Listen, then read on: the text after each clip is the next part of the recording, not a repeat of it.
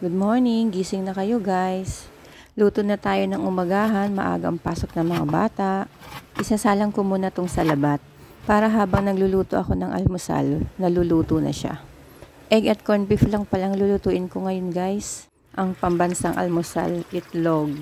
Nilagyan ko lang yan ng konting asin guys, saka konting paminta. Habang nakasalang yan, maghihiwa ako ng bawang at sibuyas para sa gigisahin kong corned beef. Tulog pa halos lahat dito sa bahay.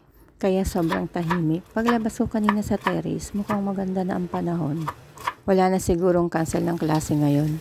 Pero makulimlim pa siya, hindi pa rin nawawala ang sama ng panahon. Kaya ingat pa rin po ang lahat. Kung alam ninyong sa lugar ninyo ay ang lakas ng ulan, huwag niyo na pong papasukin yung mga bata. Mahirap po ang magkasakit.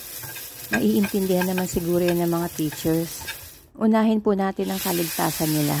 And ginisa ko na nga pala dito yung corned beef. Yung lata niya, nilagyan ko ng tubig tapos sinabawan ko.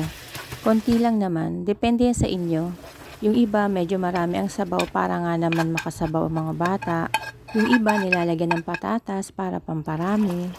Kumulo na nga pala yung luya ko. Hindi ko agad tinatapon yan, mga 2 laga ako dyan.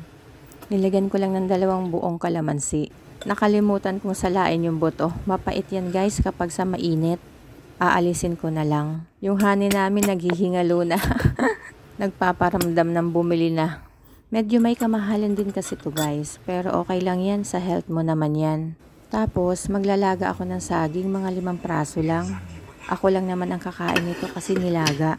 Mga bata gusto ng kalamay eh. Ang ganda nga ng pagkabili ko dun sa saging. Sakto lang yung hinog niya. Tamang-tama sa paglaga. Kapag medyo malambot kasi parang ayaw ko nang lagain. Tingnan nyo guys pumutok na yung balat. Natakam na ako kaya tinikman ko na yung isa. Nauna na ako nag-almusal. Guys, bangon na kayo at mag-almusal. Saka bawal ang nakasimangot. Dapat happy lang. Bye!